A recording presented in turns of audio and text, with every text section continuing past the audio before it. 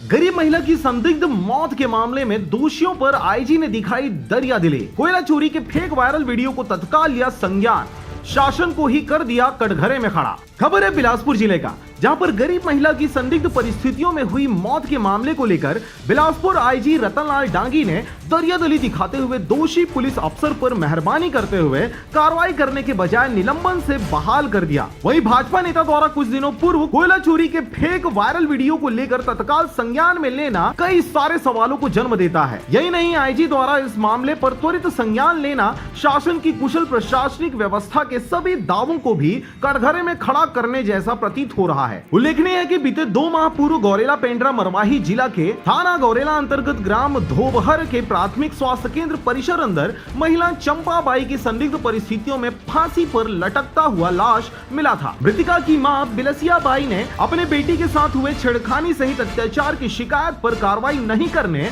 तथा बेटी की हत्या कर फांसी के फंदे पर लटका देने जैसा गंभीर आरोप पुलिस सहित सरपंच ड्रेसर RS भदौरिया, ठेका कर्मचारी अमित ध्रुव, उसकी पत्नी एवं मां पर लगाया था, जिस पर तत्कालीन थाना प्रभारी प्रवीण द्विवेदी को निलंबित भी किया गया था। मामले के कुछ दिन बीतने के बाद ही बिलासपुर आईजी रतनलाल डांगी द्वारा निलंबित किए गए थाना प्रभारी प्रवीण द्विवेदी को बहाल कर दिया गया। मृतिका की मां आज भी न्याय के लिए दर-दर की ठोकरें खा रही हैं। मृतिका की मां बिलसिया बाई पुलिस से न्याय की आस में रोती बिलखती टकटकी लगाए इंतजार में बैठी हुई है। पुलिस द्वारा की जा रही कार्रवाई से न्याय नहीं मिलता देख प्रार्थिया बिलासा बाई ने हाईकोर्ट का दरवाजा खटखटाया। हाईकोर्ट ने भी मृतिका की मां द्वारा लगाए गए अर्जी को स्वीकार करते हुए पूरे मामले में पुलिस द्वारा किए गए इन्वेस्टिगेशन और महिला द्वारा की गई शिकायत पर की गई कार्रवाई की जानकारी देने 7 दिवस का अल्टीमेटम हाईकोर्ट के महाधिवक्ता के माध्यम से प्रस्तुत करने को कहा गया है, जिसकी समय सीमा भी पूर्ण हो चुकी है। वहीं दूसरा पहलू भाजपा नेता OP चौधरी द्वारा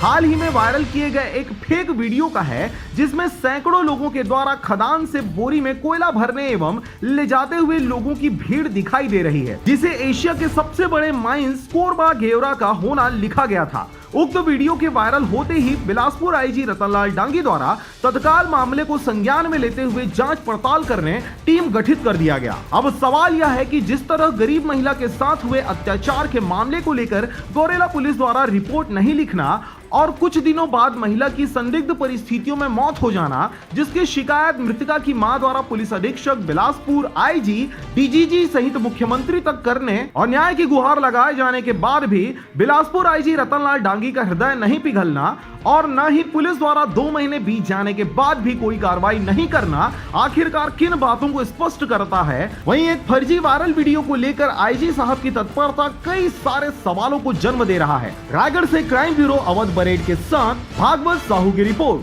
RJ रमझाझर।